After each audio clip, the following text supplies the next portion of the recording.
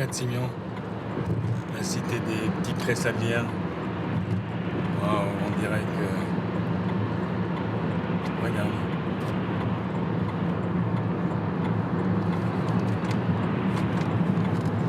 On va sortir. On va encore. Les autres bâtiments qui sortent de la terre sont en train de la manger. L'avaler.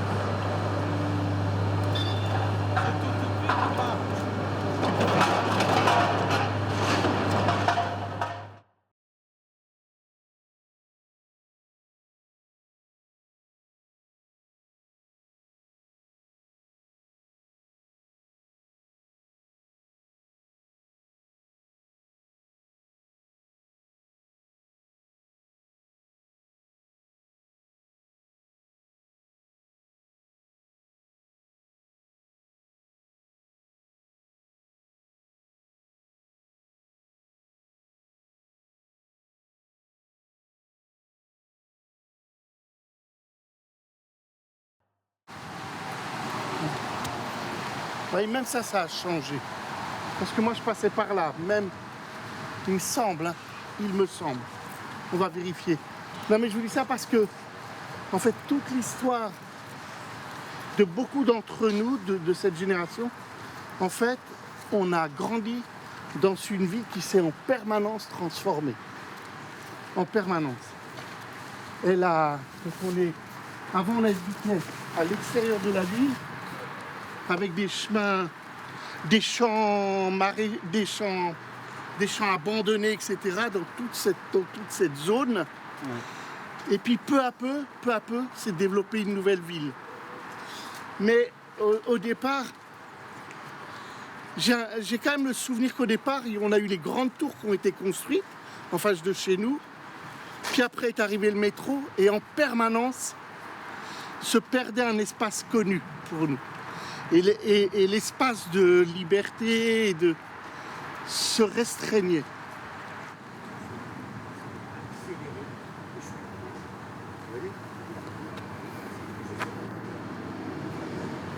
Voilà l'école où j'ai grandi, où j'allais quand j'étais enfant. Où on allait quand on était enfant. C'était par là qu'on entrait.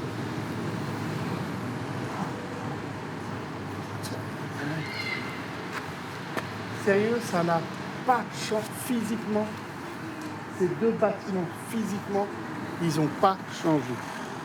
Et quand je dis pas changé, ils n'ont littéralement pas changé. La couleur, la structure, elle a un secteur géographique. Ce secteur géographique était assez divers, on va dire. Mais du coup, j'imagine qu'à l'époque, parce que nous, les enfants de la Cité des Sablières, du Petit Pré, on venait là, j'imagine qu'il y avait des parents qui étaient dans d'autres logements, dans d'autres conditions de vie, qui pouvaient ne pas vouloir que leurs enfants viennent dans cette école, tu vois, et fréquentent ou nous côtoient. Mes parents qui venaient d'un milieu de la campagne et qui en plus n'avaient pas eu la chance d'aller à l'école, pour mes parents, ils étaient très conscients que c'était une chance d'aller à l'école et que c'était un levier de promotion sociale. Ça, c'était clair. Tu vois, comme beaucoup de parents, ils disaient, écoute, pour réussir, il faut travailler à l'école, voilà. Mais mes parents, ils nous disaient ça avec une forte conviction, en n'ayant eux-mêmes aucune expérience. Mais l'intime conviction que c'était le lieu où il fallait faire sa place. Donc on était très... Tu vois, c'est très difficile parce qu'à la fois, c'est le lieu où c'est pas facile à vivre. Je veux dire, tu vis des expériences très difficiles et à la fois, ses parents sont convaincus que c'est le lieu qui va te permettre, qui va être un levier social. C'est ici qu'il y avait les fêtes de quartier. Ouais. C'était là. Hé, salut! Ça va? Salut!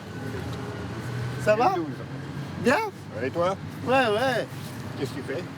On est venu dans le quartier, tu sais, avec la télé Carmonde, Oui. où je travaille. Et puis en fait, on re-rencontre des anciens habitants du quartier. Voilà, Très longue histoire. voilà. Ça va, toi? Oui, toujours. Qu'est-ce que tu deviens? Je deviens un travailleur comme tout le monde. Tu travailles dans quoi? Pour le bailleur social Créteil Habitat. Ah, bien. Ça va, tu loges où? Croix des Bêches, il n'y a plus de petit pré. Ouais, ouais. Ah oui, c'est vrai, mais oui, c'est vrai. T'es à la Croix des Bêches? aussi Ouais. au Petit Pré-Saint-Hilaire. 44 ans exactement de petit pré. C'est ça, hein. Ah oui, c'est une très long. ancienne famille. Ah ouais, ouais, ouais. Très long, la création d'une association de football, l'ouverture du club, la nouvelle génération après toi, on a repris tout ça, quoi. Ouais, ouais, ouais. Ah bien. Voilà. Ça c'est vraiment un habitant qui est engagé depuis longtemps sur le quartier. Très engagé. J'ai connu tout petit à Télé Carmonde. Petit Pré-Sablière, on était une famille. Après, bon, il a fallu qu'on s'en aille ailleurs. On a créé notre famille. Je suis parti à La Haye aux Moines. J'ai vécu 7 ans déprimé. Par chance, il y a Mouloud Matala qui est venu habiter à côté de moi. Donc, je retrouvais un peu de quartier, tu vois. Ah voilà. Et après, je suis parti à la Croix des Mèches où j'ai retrouvé un semblant de social. Beaucoup plus proche des petits Pré-Sablières où les gens te causaient et tout. Par contre, à La Haye aux Moines, j'ai vécu 8 ans de désespoir.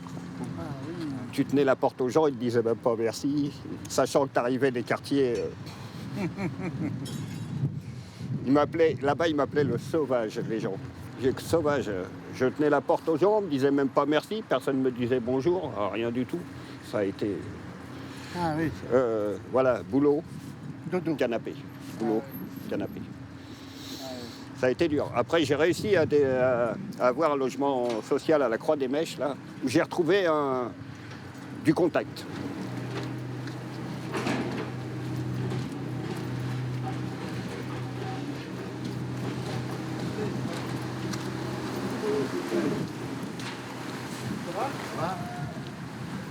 Ça va bien? Tu vas? On s'est retrouvé avec Thierry. Moi, c'est ça j'ai appris ici. La confiance, c'est pas quelque chose comme ça. Thierry, quand même, je sais pas comment toi tu vois ça, Thierry, avec le temps maintenant, mais pourquoi on se fait confiance? Et moi, j'ai appris beaucoup ici avec les enfants, Mais parce qu'on a toujours les été jeunes. ensemble, on a toujours fait des choses ensemble, des fêtes, des mariages.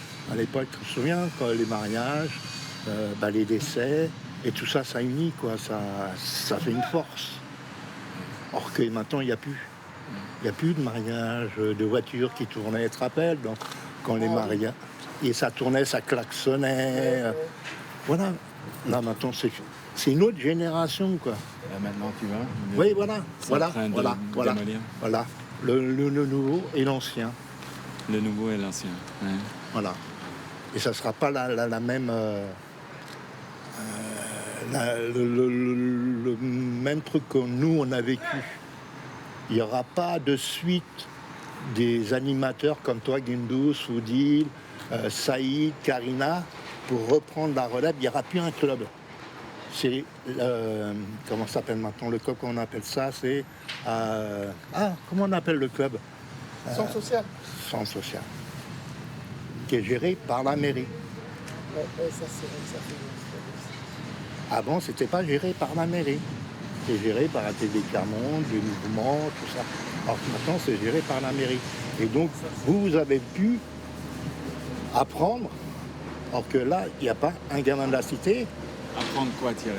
Apprendre le mouvement, les choses de la vie, le respect, tout ça. Ainsi, après, tu te construis, quoi. Là, non. Comme tout vient de la mairie, c'est pas pareil. Ils embauchent, tac, ils mettent là. Alors qu'avant, Guindous, ça, ils habitaient ici, ils vous ont eu travailler, ils ont, tiens, vous avez donné l'exemple, ils ont commencé, tac, tac, et ainsi de suite. Maintenant, c'est fini, ça. Quand tu dis comment on se cherche, moi je me rappelle à un moment quand on était avec les enfants, avec les livres, il y avait Danny Miceli, un des Oui, fils de la famille Miceli. Et justement, il nous cherchait aussi, mais qu'est-ce que vous voulez vraiment? Jusqu'où vous croyez en nous? Ou est-ce que...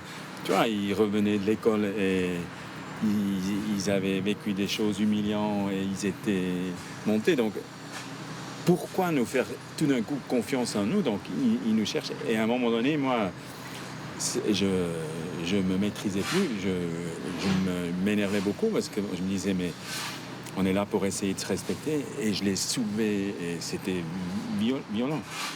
Et il est parti. Et après est descendu son grand frère. Très fâché, mais on avait déjà du chemin ensemble, donc on arrivait à se parler. Après est descendue la maman, tremblée de rage, et après est venu le papa. Et là, s'il n'y avait pas la maman, je crois, moi j'aurais pris des coups. Et donc moi j'étais là, mais j'avais vraiment tétanisé, je ne savais pas quoi faire. Et peut-être 10 jours plus tard, un matin tôt, j'étais dans la cité là, et tout d'un coup, le papa Miceli est à la fenêtre. Et il me dit, Eugène, monte. Ah, je suis monté, je dis, mais voilà, qu'est-ce qu'il va dire? Et il me dit, assis-toi. Et il me dit, on sait bien que nos enfants, ils se séparent des anges et ils peuvent faire des conneries. Et je le sais bien, mais tout le temps, c'est les autres qui pensent qu'ils doivent décider à notre place. Et j'en peux plus. Et si vous, là, maintenant, avec le mouvement, vous faites pareil, ça va pas, on marche sur la tête. Et il m'a dit, viens parler avec moi. Et là, pour moi, ça, c'était une leçon tu vois, en profondeur, où j'ai appris quelque chose ici, que j'ai retrouvé dans beaucoup de lieux après, où j'étais volontaire, où les familles partagent cette même souffrance, humiliation. On n'est pas considérés comme des parents. Et souvent, on n'a pas les moyens, comme l'avait le père Miceli, de me dire, Eugène, pas comme ça. Mais je ne l'ai jamais oublié. Ah non, mais toi, ça t'a servi. Toi, tu venais de Suisse, tu connaissais pas ça. Tu as découvert, et par rapport à ça, tu as appris. Pour toi, plus tard, après, tu as appris, tu as dit, bon, voilà, c'est pas comme ça qu'il faut que je fasse, c'est comme ça, c'est comme ça, c'est comme ça. Voilà. Et tu vois, C'est un choc au départ qu'il y a eu, mais ce choc-là, tu as pris de l'expérience dessus. Tout le monde a eu peur, tu dis, voilà, je sais que on va pas me retrouver ce soir. Et puis après, non. Après, le père t'a dit, bon, allez, monte, on va discuter. Et voilà, et après, toi, ça t'a servi, tu as dit, voilà, et ainsi de suite, quoi. C'est pour ça que c'est bien que tu es venu ici, étant jeune. Comme ça, tu as appris avec nous la dure chose de la vie. De la vie, et pour la vie. Et pour la vie, pour voilà. la vie. Monsieur Dambélé, vous êtes arrivé en quelle année? Moi, j'ai venu ici le 22 février 1971. Même l'escalier, jamais changé. Jamais. 71. Ouais, 72. Moi, 62. J'étais pas né, moi, encore. Voilà, Moi, le dimanche 1er avril 62. 62. Voilà. On est encore là. T'as rien derrière, t'as vu, hein? C'était un magasin, ça. C'était un magasin famille prix. Eh, mais vous étiez bien avant. Ouais, t'as vu? Dans la Et Carrefour. maintenant, Ça, ils ont mis un mur pour mettre les affiches de cinéma. Pour voir, il y avait 2 ou 3 salles, je crois, de cinéma. Et pour voir qu'est-ce qu'il y avait comme film dans telle salle. C'est obligé d'après la photo. Ouais. C'est avant et après. C'est Dominique. Avec ma soeur jumelle. Elle est née à 7h20, je suis né à 7h30.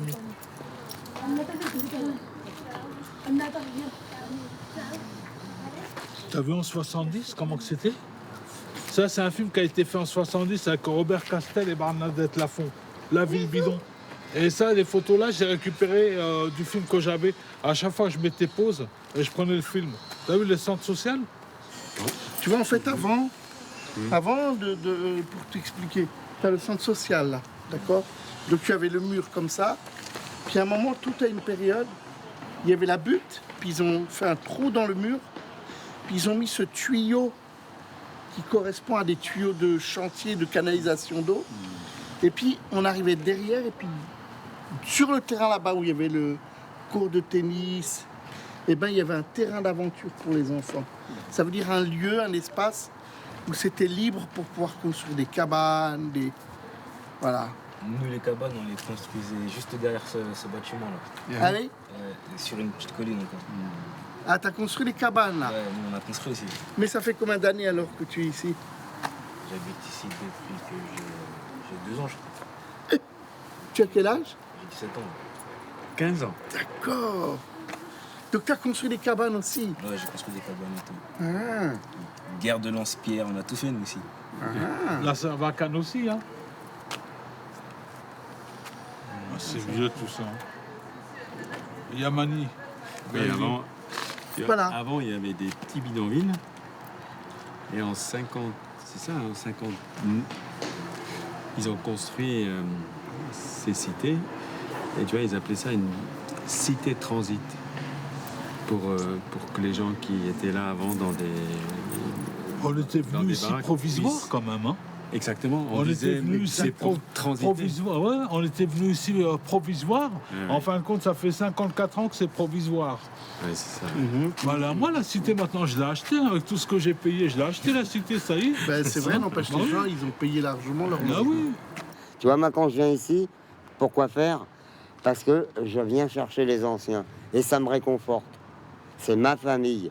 Bon, même qu'ils sont plus là, j'en suis conscient, mais ça me réconforte. Souvent, je viens, t'as vu hier, je suis passé là derrière, j'ai fait le tour comme ça, bon, on peut plus passer. Au début, que les mecs du chantier sont arrivés, je les savatais. Hein. Ah, je les savatais, je voulais pas qu'ils touchent. Hein. Ah ouais. Par exemple, ici, c'était la famille Matala, tu vois.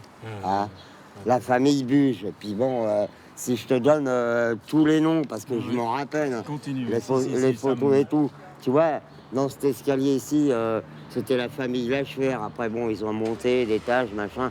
Au 4e, là, c'était la famille Niro. Après, ça a été la famille Devred. Après, là, en bord, c'était la famille Dayan. Ah ouais. Et les trucs qui remontent. Madame Chevasson, qui habitait là au 2e, tu vois, tous les trucs, ces souvenirs. La famille Ginimi, ici, la famille Ben Barek, tout ça, tous ces gens. Nous, c'était entre voisins, on se passait des fils. On coupait le courant là, on remettait les fils, on remettait les plombs sous le compteur. Hein. Je me rappelle combien de fois je l'ai fait pour les gens ici. Couper le courant à machin, attends, j'arrive. Je remettais le plomb, moi, et voilà. Mais bon, mais il n'y a jamais de personne haut placée qui est venue nous poser la question. Si, quand il s'apercevait que les compteurs ils tournaient trop, on l'enlevait le compteur. Au lieu d'envoyer quelqu'un d'agréé, nous poser pourquoi on a fait ça. Écoute, est-ce que tu peux laisser une personne sans eau et sans lumière? C'est pas possible. C'est pas possible. Ben, ils l'ont fait. Ils coupaient parce que tu peux pas payer. Ils te demandaient pas pourquoi tu peux pas payer. C'est ça le malheur. C'est ça le malheur. Voilà. Ils seraient venus ici nous écouter, nous demander à nous, nous poser la question. Qu'est-ce qu'on pense ou quoi et quoi. Mais non, jamais ça. Ou même un élu de la mairie de Créteil n'est jamais venu nous voir ici. Jamais. Jamais. J'aurais bien voulu, moi. Aussi bien que toute la famille qu'on était.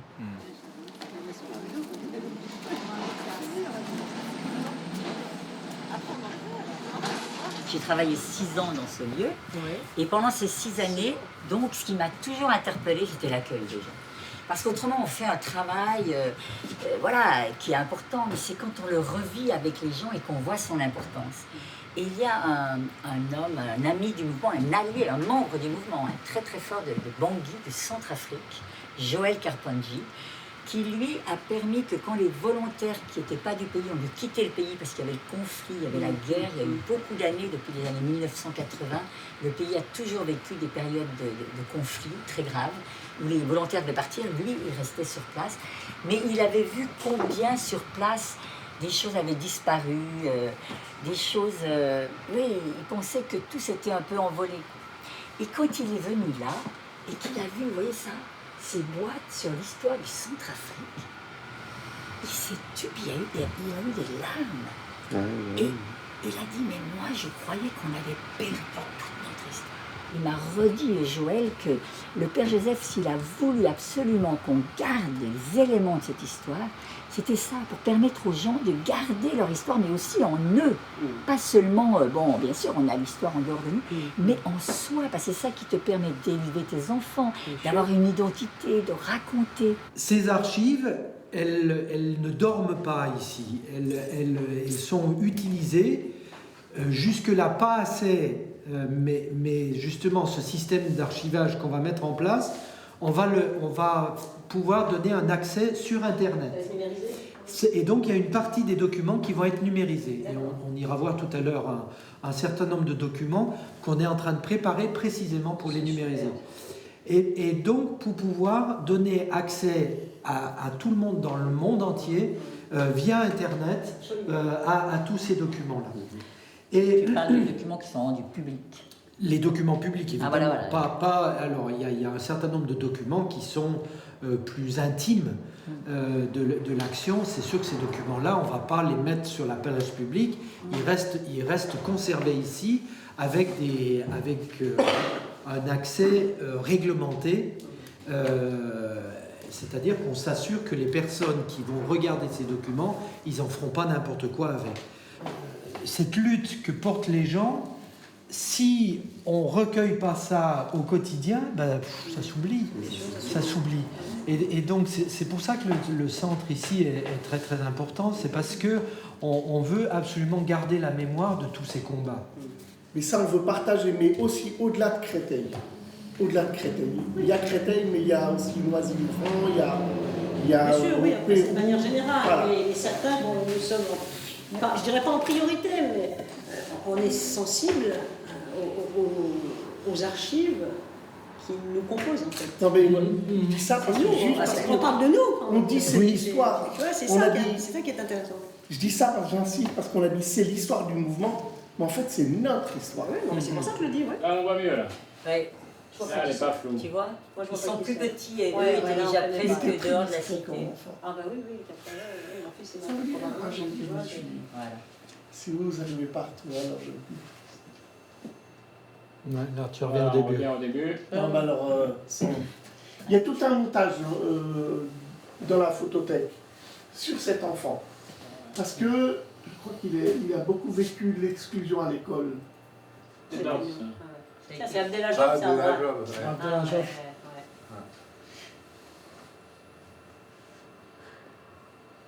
Ah, c'est... Mantelet, à Karim. Là, ton frère. Karim à gauche, ouais. Il y a Fatima Ginimi. Ah, il y a Fatima, il y a... Là, c'est Farid. C'est qui en bas? Non, Daïli. Ah non, pas du tout. Louisa. Mais non, pas du tout, c'est un garçon. Non, c'est une fille, c'est Louisa. Hein? Non, là, il y a Iwarda. C'est Serraj, Farid Serraj. Si, non, Louisa Daïli. J'y étais. Mais c'est pas la tête de Louisa Daïli, ça. Non. Mais non, c'est Serraj, je te dis que non. Non. C'est un Serraj, ça, je suis sûre. Ah Non, j'étais au camp. Ah non. Zoom encore, François. Zoom. On va gagner un canard. Regarde, C'est un non, c'est un Serraj, Chandelier. C'est un garçon. Je t'assure. Ah, moi, je suis persuadé que... Mais attends, tous les 3, on te le dit, donc. On en reparlera. Je me rappelle comme si c'était hier, c'est ma génération. Ah non, j'y étais au camp. Oui, mais t'étais C'est plus aussi la jeune. génération. Non, j'y étais, oui, mais on y Oui, était. les plus jeunes, c'est Ben, il y avait Serraj, je sais pas lequel c'est. Warda, elle est de mon âge. Suite aux événements qui se sont passés dans la soirée du jeudi 20 novembre dans le quartier Émouleuse-Montmédy, des parents et des jeunes du quartier veulent dire la vérité par rapport à ce qui s'est dit et écrit. Rétablir une vérité, Ils veulent aussi parler des véritables causes de cette bagarre. Il y a eu une bagarre de jeunes. Et donc, je pense que la presse a dû en parler en parlant des jeunes très très mal et du quartier et des parents. Et ils n'acceptent pas ça. Je me souviens de cette période. Jeudi soir, on n'a jamais été 200 comme certains journalistes m'ont dit. On était une quinzaine à défendre les jeunes qui se battaient avec la police. Le calme est vite revenu. Mais la police a tourné jusque vers minuit dans le quartier et le lendemain, elle est encore revenue. Elle a recommencé à demander les papiers aux jeunes. Alors, est-ce que ce n'est pas normal que les jeunes s'énervent puisqu'on les contrôle tout le temps? Nous ne connaissons pas d'habitants trouant les murs pour regarder la télé chez les voisins. Ils avaient sûrement mis dans le journal. Je te dis pas, c'était du délire. Et puis je te dis, l'équipe était intervenue pour essayer de rétablir un petit peu les choses avec les journalistes. Et lui, il a été... C'était le Parisien? C'était Libé. C'est ça qui m'a dégoûté, moi, c'était Libé. Ça aurait été le Parisien, on est habitué avec eux. Mais là, ce serait vraiment intéressant, à partir de cet article-là, de remonter dans les archives de Libération pour retrouver ce journal-là. Pour pouvoir faire la comparaison. Il faut comprendre que l'insécurité dont parle la presse à propos des quartiers populaires, c'est le résultat de l'insécurité et de l'angoisse que vivent les jeunes et leurs familles. L'insécurité, c'est d'abord celle-là, la peur de l'avenir, des familles et des jeunes. Une lettre qui a été portée donc par les parents et les jeunes au maire de Créteil, au préfet du Val-d'Arme et au président du conseil général. Le mépris, c'est quelque chose qui te force à grandir. Le mépris des autres, de l'autre, c'est... Te force à grandir ou il te détruit? Ou il te détruit, ou il te détruit, ou il te détruit. Ou il te détruit. Mais s'il ne te détruit pas instantanément, il te force à grandir, parce que c'est une expérience de laquelle tu ne te relèves pas. Quand elle te détruit, tu ne t'en relèves pas. Quand on s'occupait de nous à l'école, c'était pour nous mettre parfois de la poudre dans la tête parce qu'on avait attrapé des poux, ou on était on n'avait jamais, quasiment jamais l'opportunité d'aller en voyage quand il y avait des séjours au ski parce qu'on n'avait pas les moyens. Et vraiment, quoi, toute la considération qu'on avait, c'était de l'intérieur. C'est pour ça que je dis qu'on n'était pas malheureux. Parce que, mais à l'intérieur. L'extérieur, c'est autre chose. C'était un monde complètement différent, qui nous révoltait. Et il a fallu se battre. Il a fallu se battre parce qu'on ne trouvait pas normal qu'on n'ait pas accès, qu'on ne vive pas de la même manière que certains. Moi, j'allais chez des copines quand je voyais là. Alors, c'est des choses d'enfants, tu vois. Même si je n'étais pas malheureuse, mais j'arrivais chez une copine. Tu sais, tu voyais son intérieur. Elle avait d'abord sa chambre pour elle. Elle avait son petit édredon de couleur, avec ses petits rideaux comme ça, sa moquette. Nous, on vivait à 4-5 dans une chambre. Mais même si on n'était pas malheureux, quand tu étais confronté à ce que vivaient les autres, t'avais mal au ventre quand même. En fait, c'est plein de paradoxes tout ça. C'est un tas de sentiments et on était... Mais Et quand tu es jeune, je pense que tu as une sacrée révolte par rapport à ça. Quand tu es jeune, oui, forcément. Pourquoi eux, pas nous? Et pourquoi est-ce qu'on est mis à l'index en permanence? Parce qu'on sort des sablières. L'injustice te révolte, les inégalités te révoltent, parce que tu n'as rien demandé quand t'es gosse. Tu n'as pas demandé d'être né aux sablières, même si tu le vis bien quand tu es à l'intérieur. Quand tu sors, tu te rends bien compte que le monde se restreint. Parce que tout va bien tant que tu es dans l'enclave, mais quand tu sors de l'enclave, tu es confronté à un monde hostile. Et ça, tu comprends pas. D'où vraiment le miracle pour nous d'avoir des gens de l'extérieur qui viennent s'occuper de nous. C'est toute une symbolique. Finalement, on compte pas simplement pour les gens de l'intérieur. Tu vois, et d'ailleurs, je suis émue quand je m'en parle. On comptait suffisamment pour qu'ils viennent vivre ici. Et quand tu es enfant, c'est important. Je pense que la confiance que vos parents leur donnaient, c'était ça. Parce que comment ils auraient confié leurs enfants pour de tels projets sans connaître? C'était un lieu où vous êtes connus, c'était ici. Il y avait un lieu où on se connaissait, avec les gens qui habitaient et qui venaient de l'extérieur. Donc ça donnait confiance, non? Où on se connaissait et comme tu le disais tout à l'heure, on vivait ensemble. Peut-être que le simple fait de les connaître n'aurait pas suffi à leur donner, à susciter cette énorme confiance, cette confiance aveugle qu'ils avaient en eux. Mais le fait qu'ils partagent l'endroit, déjà qu'ils partagent les conditions de vie quasiment, qu'ils partagent les conditions de vie, parce qu'ils vivaient comme nous. Hein. Leur vie antérieure, elle était... Donc ça a été un vecteur de confiance énorme. Mon petit papa, je suis... Comment papa? Et toi? Ça va? Tranquille. T'as pas changé, hein? Toujours pareil. Hein? Toi non plus. Ah, t'étais plus costaud avant. On avait... Ah ouais, non, t'étais non, balèze avant. non, T'étais une bête avant, non, mais bien toi, sûr. t'étais plus petit. Ah, bah, j'étais plus petit, salut toi. Tu te voyais plus grand, tu étais petit, ça va? C'est Anne qui est à mon épouse. Alors, Tu permets, Jean-Marc? Alors, bien sûr, Bernard. Il m'a parlé qu'il était vraiment impatient. Ah, on lui a fait la misère, Impatient. à ton mari, on lui a fait la misère. Ah ouais, on lui a fait la misère. Et quand on avait été à Stade, tu te rappelles, t'avais ta famille qui habitait là-bas, tes parents. Aussi, hein? Non, on avait été avec Mouloud, on était combien? On était resté une semaine là-bas. Oui, dans la montagne. Dans la montagne, ouais. Et toi, tu skiais sans bâton, tu te l'as raconté. Ah, je me rappelle de ça, ouais, je me rappelle. Question que je vais te poser, t'as jamais voulu nous tuer? Je sais pas comment il pouvait avoir les nerfs. Être calme aussi calme. Bah, des fois, oh là là là. Un jour, il était énervé, alors on savait plus s'il parlait l'allemand, le français aussi. Et nous aussi, on se demandait, mais est-ce que les gens, et puis les jeunes, est-ce qu'ils en ont pas marre d'avoir des gens comme nous, tu vois, parce que non, on était contents, c'était quand même pas tout doux. Oui, non. Je trouve qu'il y avait une confrontation réciproque. Ah oui. Vous nous testiez en disant, mais qu'est-ce qu'ils ont dans le ventre? Tout à fait. C'est sûr. Mais nous aussi, on provoquait aussi beaucoup. On provoquait énormément pour voir comment ça allait se passer. Mais de toute façon, ça s'est toujours bien passé. Vraiment formidable. Moi, je me rappelle qu'un truc qui me marquait à chaque fois, j'appréhendais l'heure. Que je savais à partir de 8h, j'étais tout seul. Tout le monde allait manger, il y avait, tu vois. Et je me retrouvais pratiquement tout seul. Et ça, c'était... Bon, enfin, comme je t'ai expliqué, il y avait Foudil qui venait me voir, tout. Bah, je volais, j'étais obligé de... je vais pas... Ah non. T'allais pas manger chez eux? Non, même pas. Pourtant, j'étais très copain avec Afouf et jamais il m'a invité à bouffer chez lui. C'est vrai que tu dormais là? Bien sûr. Il t'a dit que Foudil venait. Foudil, il venait. Des fois, il m'apportait un sandwich, tout comme ça. Il papotait avec moi. Jusqu'à minuit, l'heure du matin, quand il faisait beau, bien sûr. Et voilà, donc c'est là où à ton avis, pourquoi j'ai atterri en prison? Il faut pas chercher à comprendre. Hein. Et après, j'ai atterri à Digne-les-Bains, Alpes de Haute-Provence. T'as Nice, t'as Marseille, et tu vois, c'est entouré, t'as Gap aussi, par là. Je sais pas si tu connais par là, les Alpes de Haute-Provence. Et j'ai vécu là-bas 6 ans avec mon frère. Lequel? Daniel, non, tu l'as pas connu, Daniel. Je ne pas connu. Non, tu l'as pas connu. J'ai un souvenir de Denis. Denis, ouais. Bah, Denis, il est mort. Il est décédé, il est mort jeune, très jeune même. J'ai mon frère Didier qui est mort, ça fait pas longtemps, ça va faire pas loin de 3 ans là.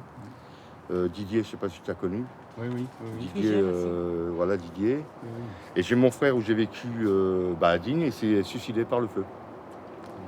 Il s'est versé 2 litres d'essence, il s'est allumé. Et voilà. Et là, il est enterré à Marseille. Voilà.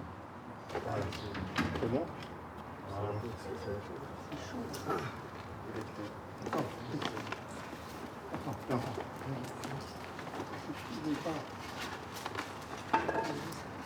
On va mettre ça pour pas qu'il y ait une prise au vent. On va le mettre là-bas. Voilà, ça je mets plus là. Reste un petit peu. C'est ça? Ils n'abusent pas habitués maintenant. Ou un peu comme ça.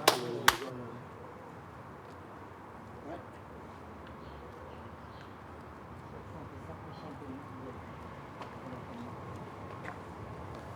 Par rapport à tous ces copains qui sont décédés, pour moi je trouve de mort injuste, puis prématurés. Ils sont partis très jeunes, trop jeunes.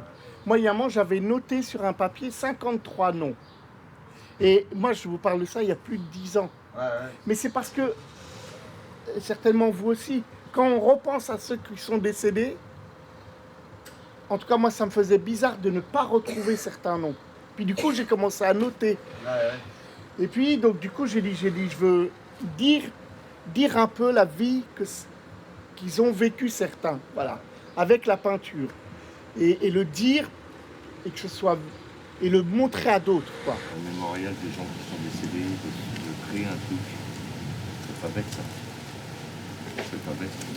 Ceux qui ont vécu ici. Ça prend tout son sens. Hein. La plupart, ils sont tous morts. Tu regardes. La plupart, ils sont tous morts. Ça prend tout son sens. Pas simplement pour nos défunts, mais pour nous tous qui avons vécu ici. Voilà, c'est ça. C'est notre vie, c'était notre quartier, c'était notre... Voilà, c'est ça. À tous. Ne pas les oublier, on va Non, dire. absolument. Tu vois, je vois un truc comme ça, ne pas les oublier. Il s'est réellement passé quelque chose ici. Quoi. Il s'est passé quelque chose ici. Absolument. Ah oui, c'est sûr. Durant plus d'un demi-siècle. Hein. Donc c'est pas rien. C'est pas Ils rien. se sont balayés comme ça. Quand ça va être détruit, il n'y aura plus rien. Ouais, c'est ça qui est. Là, ça va te faire bizarre. Hein. C'est quand je vois ce bâtiment, déjà, ça m'a choqué hier. Curieux, hein. Ouais, c'est marrant, hein, ça m'a choqué. Qu'est-ce qu'il fout là, ce bâtiment? C'est-à-dire qu'on joue au foot.